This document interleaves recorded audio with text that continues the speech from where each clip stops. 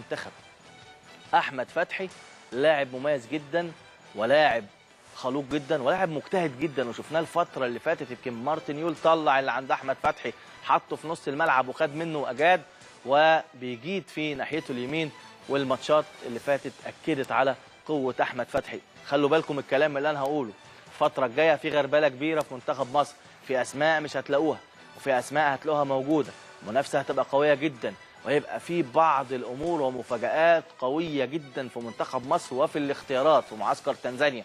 افتكروا الكلام ده عشان هنتكلم عليه في وقته، لكن كوبر حاطط عينه على احمد فتحي وهيكون وجوده في منتخب مصر بشروط، ولكن بشروط يعني احمد لعيب كبير، ولكن وجوده طبعا مش لازم تشترط انك تلعب بشكل اساسي، انت موجود مع المنتخب هتشيل مع المنتخب. في بعض الامور اللي في خلال الايام الجايه دي احد اعضاء الجهاز هيكلم احمد فتحي ويتكلم معاه، وبعدين نبقى نقول ايه هي كانت الشروط. لكن احمد فتحي احقاقا للحق متالق الفتره اللي فاتت، وسيبقى احمد فتحي قلب الاسد.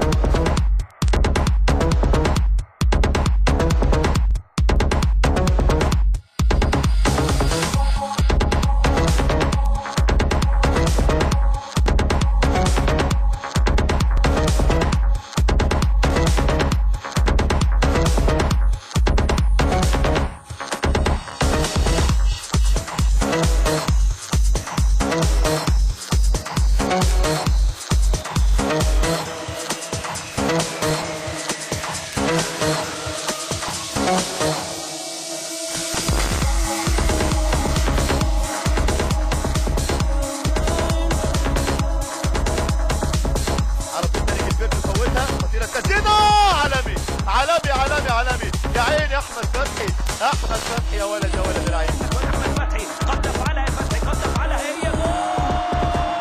اقدامك فيها هدف قاتل قاتل قاتل، بمهاره الهدافين، بروعه المبدعين، بجمال احمد فتحي. الله على اقدامك، الله على تسديداتك. طبعا سمير عكاشه وفريق العمل فكرونا بقى بذكريات حلوه طبعا، وبتألق أحمد فتحي اللي متألق في الفترة اللي فاتت بشكل كبير جدا وبشكل ملفت، وهو ده اللاعب اللي دايما يؤكد على وجود نفسه، هو اللاعب ده اللي دايما بيشتغل على نفسه. انت الاساس، اللاعب انت الاساس، انت اللي تقدر تشتغل على نفسك، انت اللي تقدر تتكلم عن نفسك، انت اللي مستواك في الملعب بيسكت اي حد.